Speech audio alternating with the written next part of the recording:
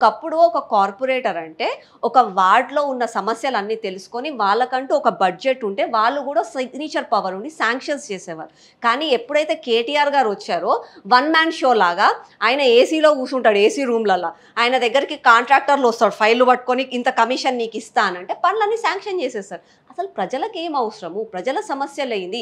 ప్రజలకి పరిష్కారం చేయాలంటే నువ్వు ప్రజల మధ్యలో ఉండాలి. ప్రజల సమస్యలు తెలుసుకోవాలి. ఇవన్నీ పక్కన పెట్టేసి ఒక మొనోపోలీ లాగా ఒక కార్పొరేట్ బిజినెస్ లాగా కార్పొరేషన్ని నడిపిస్తున్నారు. దీనివల్లనే ఈరోజు ఇన్ని సమస్యలు వస్తున్నాయి. కార్పొరేషన్‌లో కనీసం ఒక డ్రైనేజ్ మునిగిపోతుంది. ఆ డ్రైనేజ్ కుంగిపోతుంది. దాన్ని రిపేర్ చేయాలి అని అంటే దానికి ప్రజలు వచ్చి నాకు ఒక లెటర్ ఇస్తారు.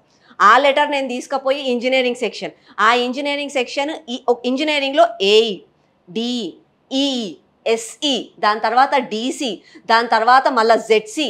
ఆ జెడ్సీ తీసుకుపోయి హెడ్ ఆఫీస్‌లో కమిషనర్‌కి ఇస్తే అప్పుడు అది శాంక్షన్ అవుతుంది. అంటే మేము ఒక కొరియర్ సర్వీస్ నడిపిస్తాం అనమాట. జరగాల్సిన నష్టం జరిగిపోతుంది. అంటే మేము ఒక కొరియర్ సర్వీస్ నడిపిస్తాం అనమాట. ఇంత పెద్ద కొరియర్ సర్వీస్.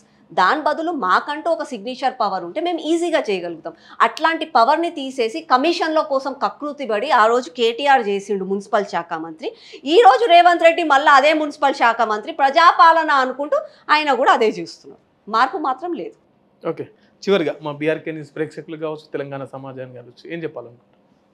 తెలంగాణలో బంగారు తెలంగాణ కావాలి అని చెప్పి ప్రతి ఒక్కరు కూడా ఊర్లలో ఉండేవాళ్ళు, సిటీలలో విద్యార్థులు, రైతులు ప్రతి ఒక్కరు కూడా జై తెలంగాణ అంటేనే ఈరోజు తెలంగాణ సాధ్యమైంది. ఆ సాధ్యమైన తెలంగాణ నిజంగా కూడా బంగారు తెలంగాణగా మారిందా లేకపోతే ఇంకా వెనకబడుతున్నామా అని చెప్పి ప్రజలందరూ ఆలోచించాలి.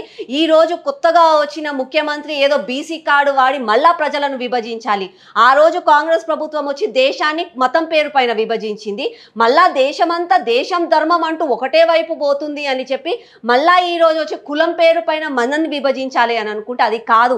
నిజంగా మన భవిష్యత్తు బాగుండాలి, మన పిల్లల భవిష్యత్తు బాగుండాలంటే తెలంగాణ ప్రజలు మేలుకోవాలి. నిజమైన భావి భవిష్యత్తుకి ఏది మంచి అని చెప్పి ఆలోచించాలి, వాళ్ళపైననే నడవాలి. Thank you madam, thank you. మీ విలువైన సమయాన్ని మా కోసం కేటాయించినందుకు.